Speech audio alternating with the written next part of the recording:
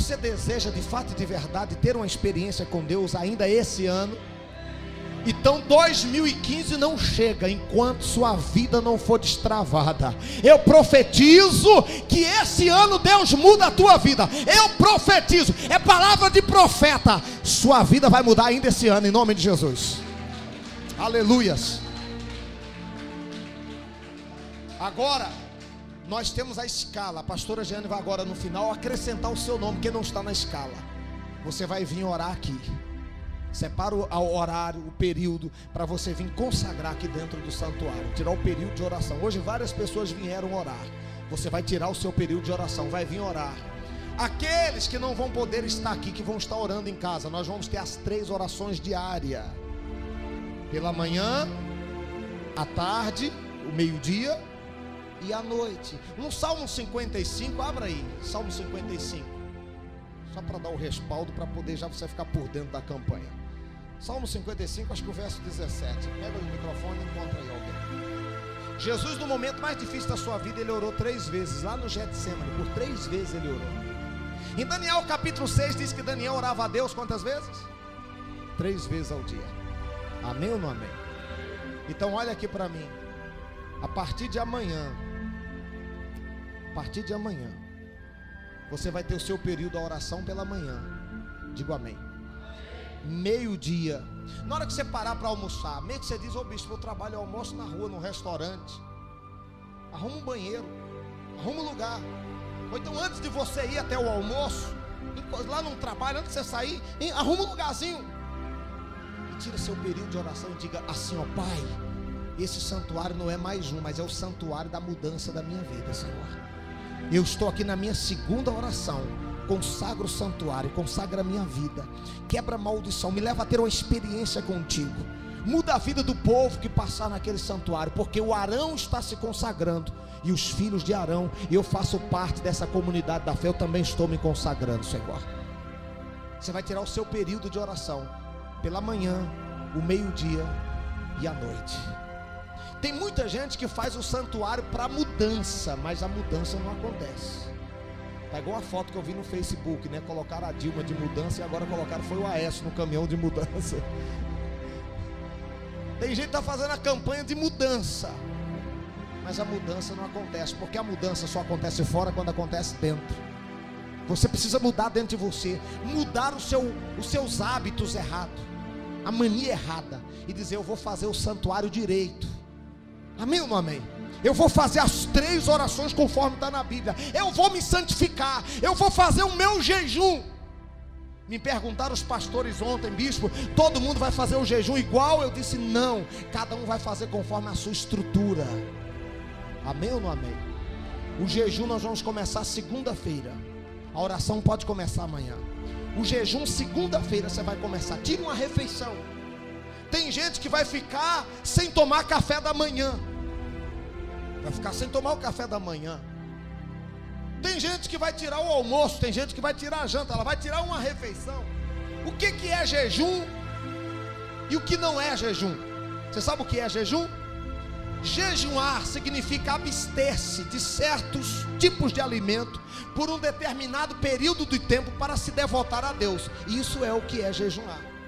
O que não é jejum é deixar de comer para emagrecer, para perder peso. Ai, está vindo aí o santuário, ô céu, vou perder uns 10 quilinhos. Isso não é jejum, isso é dieta. Isso é diferente.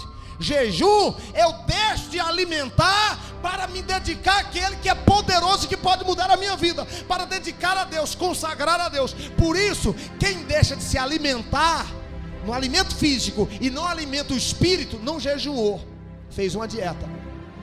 Quer que eu te explique? Eu fui na casa de um irmão. Essa manhã não fui trabalhar porque eu estou jejuando, bispo. Nem entro na cozinha porque eu estou jejuando a manhã toda. Eu não tomei café, eu estou em consagração. Sabe o que ele estava fazendo? Assistindo o Pica-Pau a manhã toda.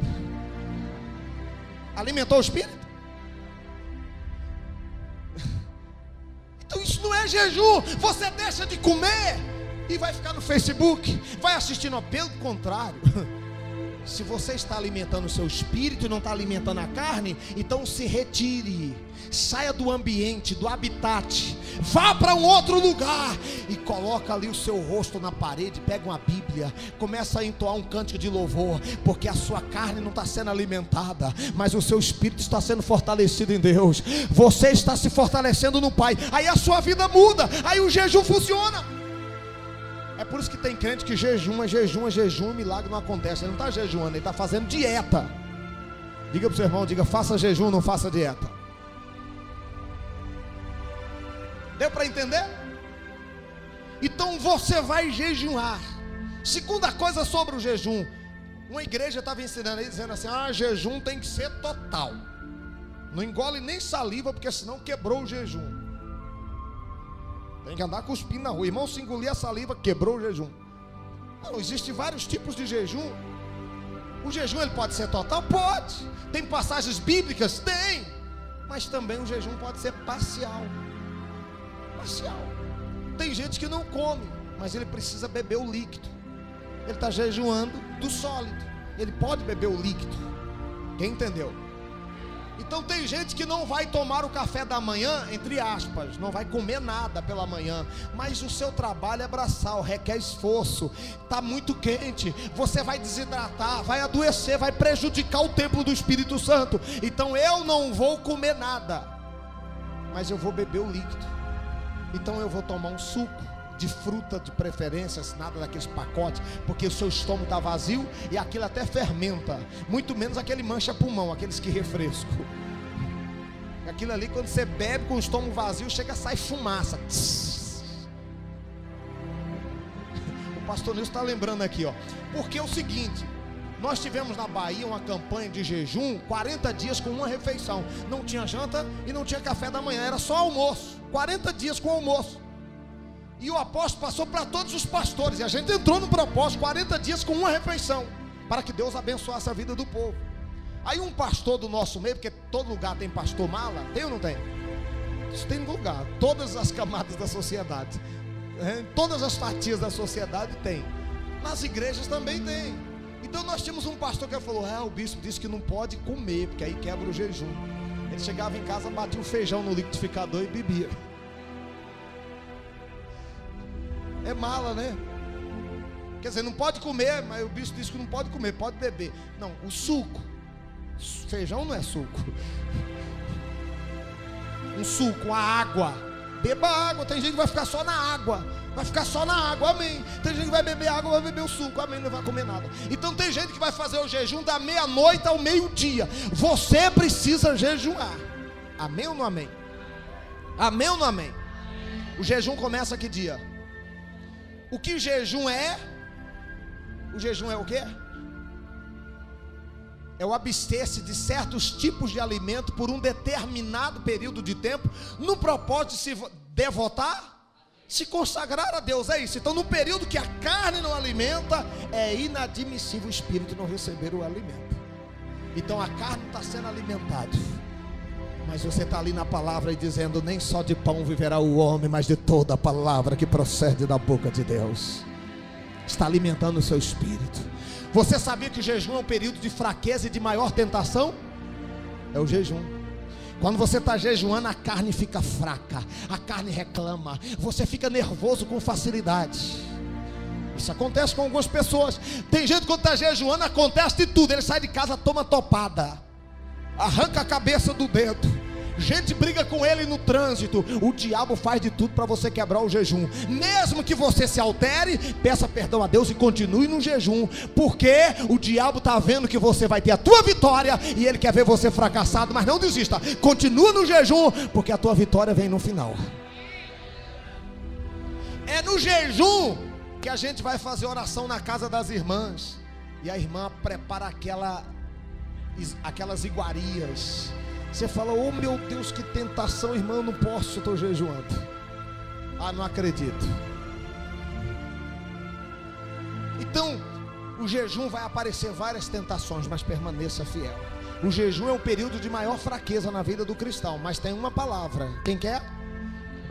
Paulo disse, quando eu estou fraco, É porque na hora da sua fraqueza, que a carne reclama, o seu espírito, a sua carne não é alimentada, a sua alma não é alimentada, porque você não alimenta a carne comendo e não alimenta a sua alma com emoções, com televisão, com Facebook, mas o seu espírito está sendo alimentado na oração e na palavra. Aí Paulo disse: quando eu estou fraco, aí é que eu estou forte, porque é nessa hora que o Espírito de Deus está na tua vida. Amém ou não amém?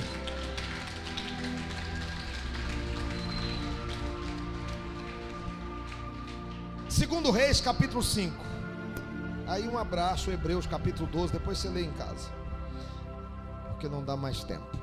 Segundo livro dos Reis, o capítulo 5, verso 1. Diz o que? E Naamã, chefe do exército do rei da Síria, era um grande homem diante do seu senhor, e de muito respeito, porque por ele o Senhor dera livramento aos sírios. E era este varão valoroso, porém leproso. O santuário da glória de Deus nesse ano tem o tema Na Fé de Naamã. Prepara aí, ó. Naamã, olha as qualidades dele: chefe do exército do rei da Síria, uma qualidade. Era um grande homem diante do seu senhor, segunda qualidade. Terceira, de muito respeito, de muito conceito social. Terceira. Quarta, porque por ele o Senhor dera livramento aos sírios. Quinta qualidade, e era este varão valoroso, homem de guerra, porém leproso. 5 a 1. 5 qualidades e um porém. Diga comigo: 5 qualidades e um porém. Olha aqui para mim, é profético. É profético. Está preparado o Espírito para receber? Naamã, respeitado, honrado, valorizado, um general do rei da Síria, um homem aonde andava, todos batiam, prestavam continência a ele, cheio de medalhas, em onde ele passava, o país lhe venerava. Mas esse homem que era respeitado, honrado, com todas essas qualidades, quando ele chegava em casa, que ele tirava aquela roupa do exército da Síria, quando ele tirava a patente e colocava na mesa, quando ele tirava o capacete, quando ele tirava o escudo, quando ele tirava a espada da cintura, colocava sobre a mesa, que ele tirava a farda, o uniforme do exército, a esposa de Naamã via o que ninguém conseguia ver, que era uma lepra. Aquele homem que tinha tudo para dar certo, aquele homem que era tão respeitado e honrado, a Bíblia diz, porém era leproso. O que significa isso, bispo? O porém da vida de Naamã era uma maldição. O porém da vida dele era uma maldição. E nós temos muita gente no nosso meio que existe um porém. Alguns já estão pegando já o espírito, outros ainda estão voando, mas eu vou explicar. Tem esposa que diz assim: meu marido é um ótimo marido, é um homem trabalhador, bispo, tem um monte de qualidade, porém, esse porém é o que deixa ela triste. Meu marido ganha muito dinheiro, porém gasta tudo no jogo, no vício. Você está me ouvindo? Tem mãe que diz: meu filho é um ótimo menino, é um coração, porém está na prostituição, está no pecado. Tem um porém que tira o teu brilho. Tem um porém que entristece você. Você diz assim: eu sou uma jovem bonita. Isso aqui já foi que aconteceu. Uma moça falou comigo: bispo, eu não sou de se jogar fora, o senhor está vendo. Ela que disse, não foi eu não. Eu não sou de se jogar fora. Sou bonita, inteligente, tenho um curso superior, nível superior, eu tenho tudo. Aí ela disse assim: porém, eu não consigo ser feliz no amor, não arrumo ninguém. Como é que pode? Uma pessoa que tem tudo para dar certo, olha o tanto de qualidade, bonita, uma jovem, não estou falando de alguém baleado não, estou falando de uma pessoa jovem. O mercado de trabalho está acessível. É alguém que está no mercado. mas não consegue encontrar ninguém. É um porém. É um porém. Você diz: eu sou uma ótima esposa, eu tenho uma ótima família, porém eu só ando doente. Você diz: eu vou para a igreja, eu oro, eu tenho buscado a Deus, porém eu não tenho conhecido a Deus na minha vida de fato e de verdade. Qual é a lepra que existe aí? Você é marido, os maridos que estão aqui, lá no seu trabalho, todo mundo respeita você como Naamã era respeitado. Todo mundo venera você. Você é um ótimo empresário, você é um ótimo profissional naquilo que você faz. Mas quando chega em casa, que você tira a sua patente, que você tira as suas vestes, a sua esposa consegue ver o que ninguém vê lá fora: a sua lepra. A lepra, que pode ser uma mentira, pode ser um ciúmes. A mulher também. De repente a mulher é respeitada, é honrada, mas o marido consegue ver a lepra da mulher. É uma mulher ciumenta. Talvez você seja uma pessoa que tenha mágoa no seu coração. A mágoa é uma lepra. Você é uma pessoa que, se tiver uma briga hoje no casamento, fica meses sem conversar, porque você tem facilidade em guardar mágoa. E eu não sei se você sabe, a mágoa é uma lepra. Qual é a lepra que existe? Você diz: bispo, eu sou uma pessoa esforçada, eu sou um trabalhador, eu não sou de ficar capinando sentado, eu trabalho mesmo, eu luto, porém eu não arrumo emprego. Porém, qual é o porém que existe na sua vida? Naamã tinha um porém. Tinha um porém. E que esse homem ficou sabendo que lá em Samaria tinha um profeta. E ele recebe a notícia de uma das meninas cativas que ele tinha levado para a Síria. E essa menina, que era escrava de Naamã, falou bem assim: quem dera, oxalá que o meu Senhor se apresentasse ao homem de Deus que está em Samaria. De pronto ele o curaria. Quando Naamã soube que tinha profeta em Samaria, ele prepara a comitiva real. Ele prepara um exército, e ele pega ali os cavaleiros, e ele caminha rumo a Israel. Quando ele chega em Samaria, na casa do profeta, o profeta manda ele descer o rio Jordão, e lá ele deveria mergulhar quantas vezes? 7 vezes. Então Naamã recebe a palavra do profeta, obedece o que o profeta diz. Porque tem gente que vem para a igreja, o homem de Deus fala, entra de um lado e sai do outro. Não, ele obedeceu, e ele foi, e ele chegou no rio Jordão. Que rio? Jordão, me dá água do rio Jordão. Ele foi no rio Jordão. Então Naamã, quando chegou lá no rio Jordão, ele mergulhou uma vez. Quando saiu, estava leproso. Mergulhou segunda vez. Quando ele saiu, estava leproso. Mergulhou a terceira vez. Quando saiu, estava leproso. Ele mergulhou a sexta vez e continuava a lepra. Ele poderia dizer o seguinte: poxa, de hora que eu estou mergulhando, que palhaçada é essa? Eu estou fazendo a campanha, já vi 1 dia, 2 dias, 3 dias, não está acontecendo nada. Mas Naamã sabia que ele precisava crer, mas ele precisava obedecer a instrução do profeta, e ele tinha que ser perseverante. E o nosso tema do santuário na fé de Naamã é esse: se você quer que a lepra seja eliminada da tua vida, primeiro, fé.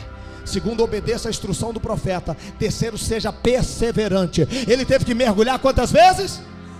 Ele mergulhou na sexta vez. Quando ele sai das águas, o seu corpo ainda havia lepra, mas o homem de Deus disse que é 7, eu vou até 7. Ele mergulhou mais uma vez, e quando Naamã sai das águas, a Bíblia diz que a sua pele foi purificada, e era como a pele de uma criança. Aleluias. É o que Deus vai fazer aqui no santuário. Você crê nisso?